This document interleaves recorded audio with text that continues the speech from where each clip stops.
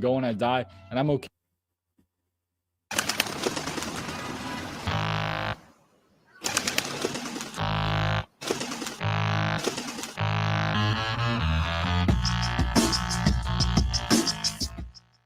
This is the hardest video I've ever had to make.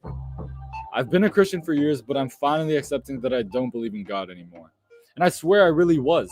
Some of my most memorable high school moments include debating about religion, and I lost friends arguing about evolution, abortion, and gay people all the time. I was confident that I'd be Christian for the rest of my life, which is why when I told my friends and family about leaving Christianity, there was one question they all asked: why?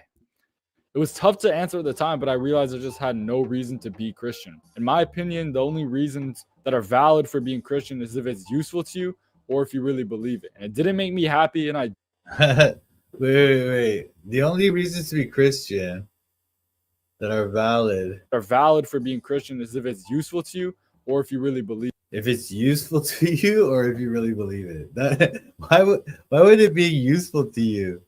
If it's useful to you, that's a reason to? That's so weird. And it didn't make me happy, and I don't logically believe in God, so there's no point. I'm not going to try to disprove God's existence in this 8-minute video. Wait, what? If it's useful to you or if you really believe it. And it didn't make me happy, and I don't logically believe in God. It didn't make me happy, and I don't logically believe in God. You don't logically believe in God. What does that mean? Anyway. So there's no point. I'm not going to try to disprove God's existence in this 8-minute video. That's not the point of this. But just so you can understand where my head is at, God creates people knowing that they're going to suffer in hell. They say he's merciful because he saves some people when he doesn't need to save anyone, but he made us all and only chooses to save some of us. Only chooses to save some of us. So this sounds like Calvinism, right? I'm pretty sure, but I'm not 100% sure, but it sounds like Calvinism. The Bible's clear on that fact that God personally chooses who gets saved and gets to go to heaven. Oh yeah. The Bible's clear on that fact, yo. It's clear, guys. It's so clear. I feel sorry for this guy because he's like a young person, you know? So he got sucked into Calvinism. And then now they've destroyed his faith. It's so bad. But if you aren't chosen, which isn't in your control, you're punished and it's your fault. You can't do anything about it, and it's your fault. That doesn't sound like something an all-powerful, loving God would do. Theists will argue. Yeah, it's because we're not Calvinists, bro. I don't like this guy never even thought to think like there might be another way of understanding the Bible or something. But he's young, right? I feel bad for this kid, but I hope we can turn it around, man. We'll see. Insist, although it makes no sense, God predetermines whether or not you're part of the elect, whether or not you're going to go to heaven or not. But it's also your personal responsibility. Not you're part of the elect, whether or not you're going to go to heaven or not. But it's also your personal responsibility to become saved. Sure, as a living human being, if that's true in this exact moment, I don't know if I've been chosen to be saved. So people tell me that I should have no reason to not seek God, because if I become Christian, then I was chosen to be saved the whole time. But tell that to the guy burning in hell right now who wasn't chosen. Somehow God's grace evaded him. On top of that, why can I reliably predict? Again, like I don't know why this guy never thought that maybe there's another way to understand the Bible than Calvinism. Or maybe he is so convinced of Calvinism in his years of debating people about religion that then when he realized that Calvinism is wicked, he never thought that maybe one of the other things was right. Hey, what's up, Glory? Anyway. Yeah, he's kind of owning Calvinism for real. That's true. If someone was chosen to be saved by God solely based on what country they were born in. If you were a baby right now, about to be born into the United States, congratulations, you got some pretty good odds of ending up in heaven when you die. Around 60% of Americans claim to be Christian. But then he's contradicting himself now because he's saying, because before he was saying that it has to do with whether God chooses you, but now he's saying it has to do with what country you're born in. You know what I mean? Like, it's just bizarre, dude. But if you're born in Iraq, tough luck. Less than 1% of the population there is Christian. It seems to me that God picks favorites based on the seemingly arbitrary factor of location. Does God love the Middle East less than he does the Americans? No, he doesn't. Of course not. He loves everyone the same, but you're not understanding things. Why are you sticking your face in the camera like this, bro? It's weird. All that being said, though, I think I might be able to convince myself to be okay with those problems if believing God just made me happy and brought me peace in a way that nothing else could. If I ever got really depressed and the only Wait, way what? I could think of to not be depressed, What do you say? the Americans. All that being said, though, I think I might be able to convince myself to be okay with those problems if believing God just made me happy and brought me peace. Really? He would be okay with all those problems that he just came up with, all those legitimate beefs against Calvinism. He would be okay with that if Christianity just made him happy and brought him peace. That's so sad, dude. What? It's like you just like, look, either it's true or it isn't, man. You believe something because it's true. You disbelieve things that are not true. That's just how it goes, man. It's not. It has nothing to do with whether it makes you happy or not. In fact, many things that are true are not going to make you happy. The truth hurts, but it's just the way it is, man. Like you can't. That can't be your test for whether something is, whether you should believe something. Peace in a way that nothing else could. If I ever got really depressed and the only way I could think of to not be depressed and want to kill myself all the time was to become Christian, then yeah, I could probably convince myself that I find the answers to my objections satisfying. But that's only What? What? He's saying that if he was depressed, like he's just like, is this the reason why you originally became a Christian? Because it made you feel good? Like I don't understand, dude. Yeah, exactly. It's not meant to give you happiness. In fact, the Bible says that you're gonna suffer. You know, if you're a Christian, if you live righteously, you're gonna be persecuted. I know. Look at Elijah. Look at all the depression Elijah went through, man. Like, come on. It doesn't just being saved doesn't mean you're gonna have happiness, but it does bring you joy if you have a true faith. But Calvinism doesn't bring that joy because Calvinism is just it's just a lie of the devil. It just tells you that oh, God chooses some people and doesn't choose other people. The Bible's not clear on that. I know you said that before, but it's not. We can talk about that. I mean, I just hope that you think of it a little bit more carefully about these things, yeah? only if I really had to. Right now, I'm okay with not knowing where I'm going to go when I die, and I'm okay with life being meaningless. To me, one of the most beautiful things about life is that it ends. But for a lot of people's religious beliefs, they stem from death anxiety. Consciously or not, religion only exists to soften their existential dread. There's a reason. No, that's what you're saying now. You're just saying that. That's just your opinion now. But the fact is, you were saying what did you say before? Hang on, sorry. Well, to me, one of the most beautiful things life is that about life is that it ends, right?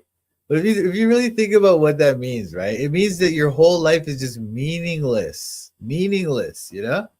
It's just there's no value to it. You're here and then you're gone, and that's it. There's nothing that you do has any like value, lasting value anyway. Nothing that you do is going to matter after you're dead, you know? And everyone else is gonna die eventually. Everything's like nothing we do here matters in that way of thinking, you know? But he doesn't even think about that anyway. That it ends. But for a lot of people's religious beliefs, they stem from death anxiety. Consciously or not, religion only exists to soften their existential dread. There's a reason why God usually comes with a promise of immortality. That's something that's hard to deal with, going from believing in God to not. That life is ultimately meaningless. There's no objective meaning or purpose in your life. But at this moment, at least, I don't need the promise of a meaningful life and a glorious afterlife to stay sane and cope with death. In fact, I'm the happy. You don't need that to stay sane and cope with that. Well, is that your goal? That's your only goal in life is to stay sane and cope with death? Cope? Your goal, it's like his goal in life is to cope. You know what I mean? What is this guy talking about, man? Happiest I've been for a long time now. I used to filter everything I ever did through the lens of Christianity. What I did, what I said, what I even allowed myself to think about was all decided for me. Every time I had an opinion that I wasn't. No, your life isn't meaningless, man. You might feel like your life is meaningless, but the fact is your life is full of meaning. God loves you. He made you for a purpose, and it's a good purpose. All right. So you may think your life is meaningless, or you may feel that way, but you're wrong because God doesn't feel that way.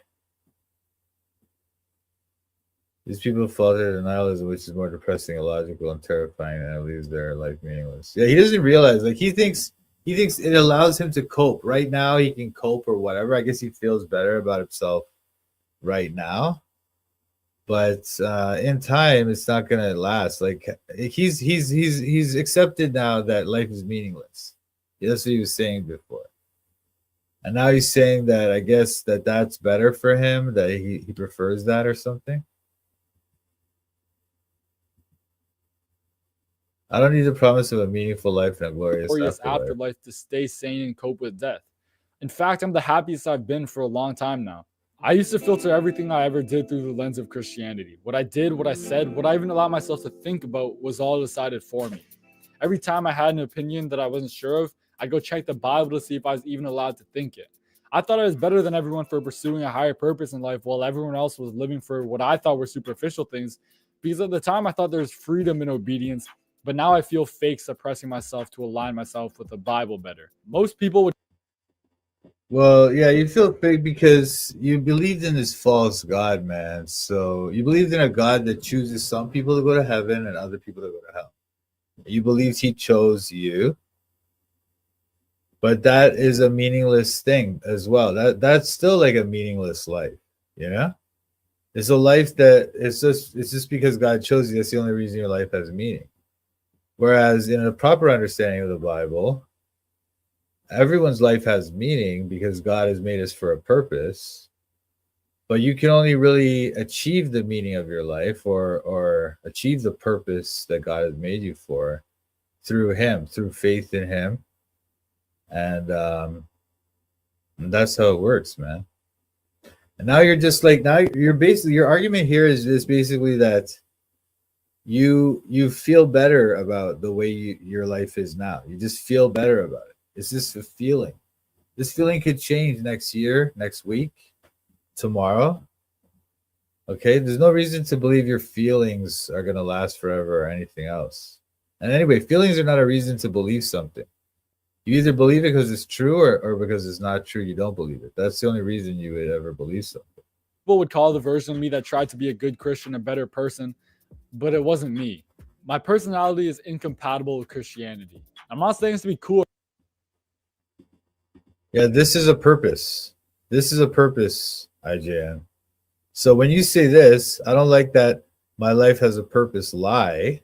It's not a lie. I mean, or if you want to say it's a lie, I guess that's you're right, but you should demonstrate that, you know? Don't just say that. I said that, right? Am I lying? And I said it because it's true. If God made you for a purpose, then you have a purpose. That means your life is not meaningless. Your life has a purpose. And this is the purpose, or at least part of it. All right, so I don't know why you would bring this up. This disproves the previous comment you made. Yeah, thanks, Kako. Cool or anything. I'm impulsive, selfish, version of me that tried to be a good Christian, a better person, but it wasn't me.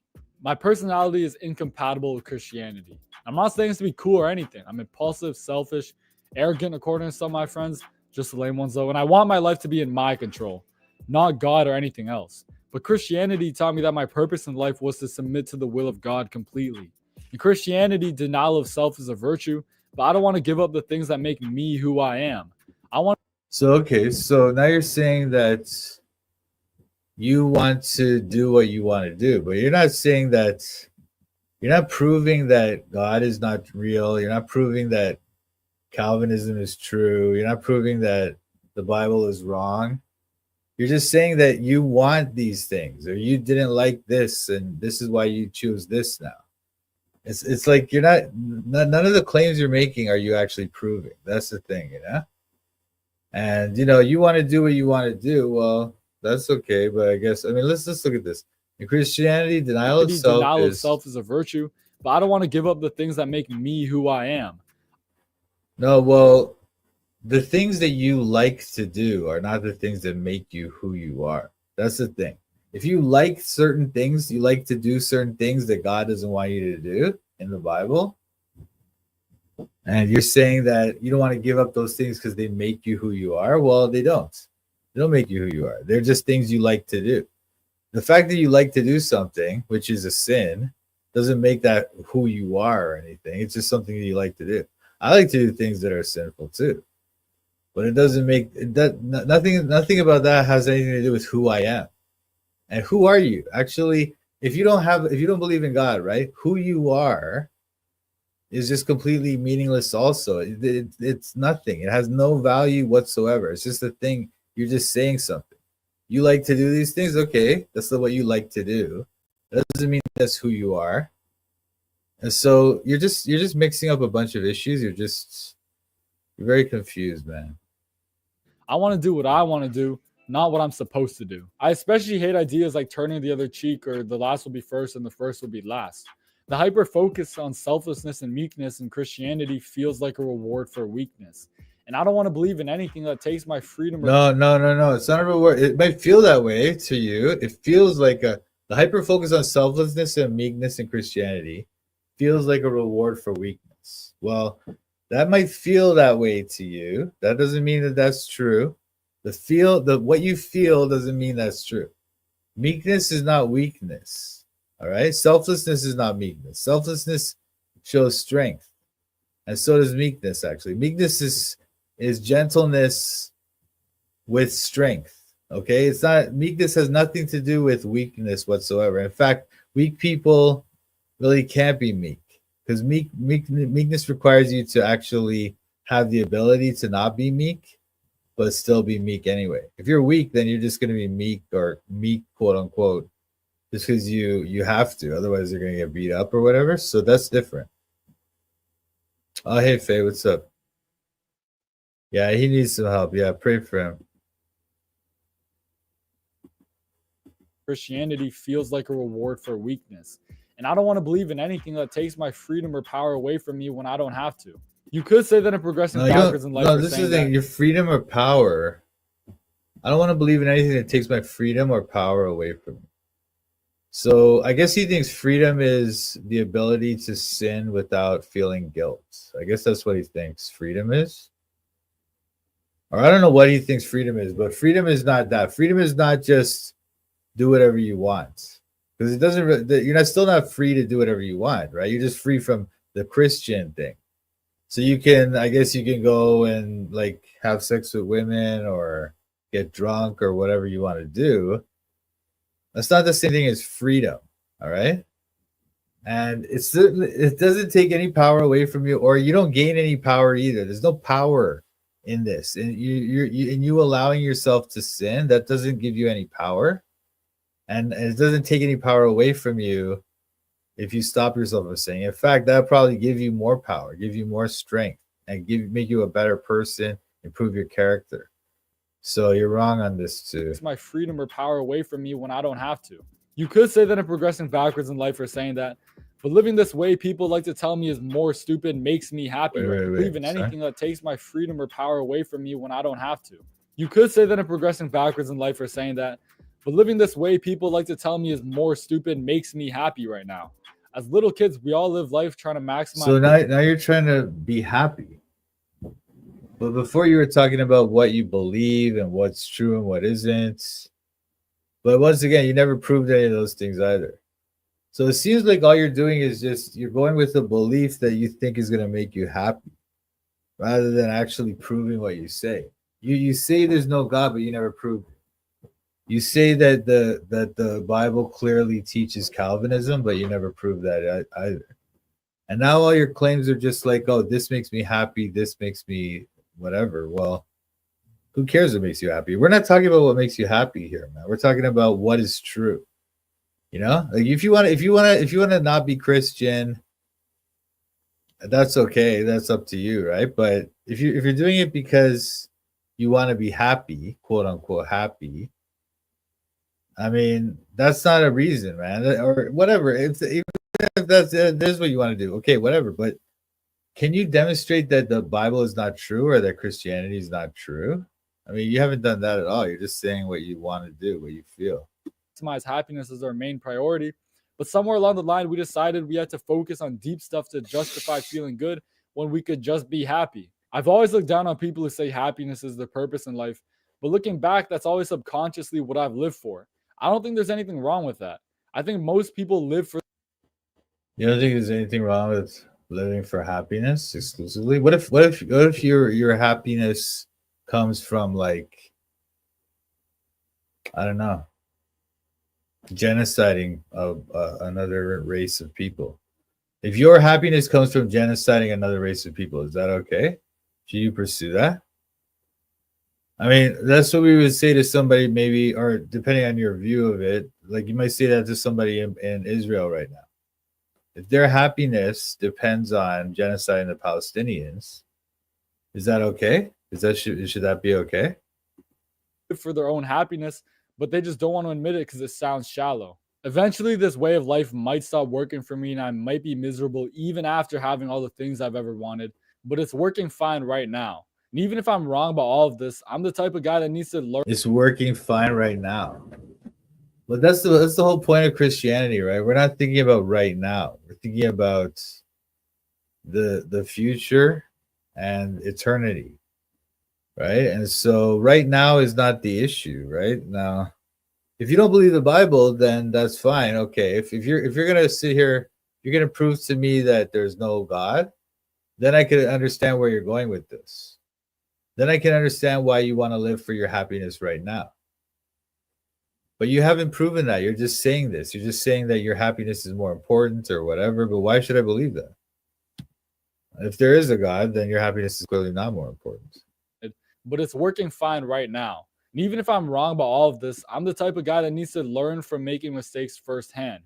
I won't be satisfied until I find out from personal experience whether or not I really need God to be happy and fulfilled. And so far, I don't think I do. I'm a hypocrite, though, because while I think I'm too good for Wait. I don't think you don't think I do? Type of guy that needs to learn from making mistakes firsthand. I won't be satisfied until I find out from personal experience whether or not I really need God to be happy and fulfilled. And so, but why is that your goal? Like, why is that? I mean, isn't the goal to find out what's true, regardless of whether it makes you happy or not? I mean, if it made me happy to believe that there is no God, but I actually knew that there was a God, I would rather know the truth than believe some lie and be happy, quote unquote, right? But I guess maybe that's not what you think or about it, or I don't know. And so far, I don't think I do. I'm a hypocrite, though, because while I think I'm too good for religion, I still want people to believe in God. I want probably most of you watching this video right now to go get religiously affiliated because society needs it and you probably do too. Religion can be a great... Society needs religion, guys. Wow. I don't know what to say to these people, man. He thinks that other people can gain from religion, but he can't. He's too smart for it or something. I don't understand. This is just sad, man. Great source of meaning and purpose if you let it. And in North America, it's linked to charity, happiness, generosity, blah, blah. We already know that stuff.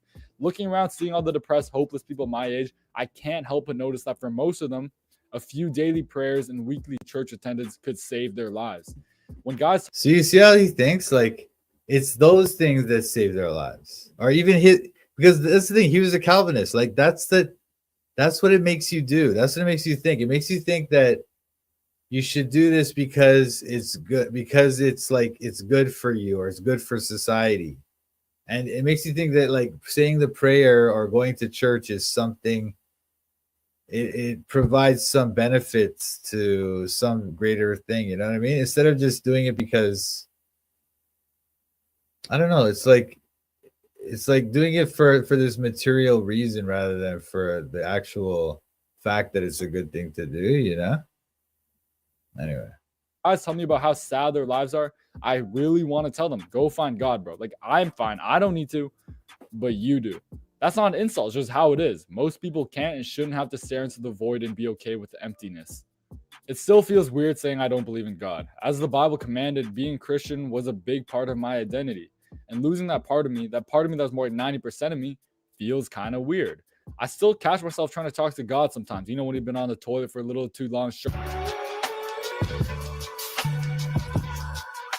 I'd be completely lying if I said it wasn't a tough decision for me to leave Christianity. I actually kind of like the idea of being Christian, but I don't want to be Christian. I like the idea of being perceived as one, but I don't actually want to do the things you do or think the things you think if you were actually Christian. I could probably get.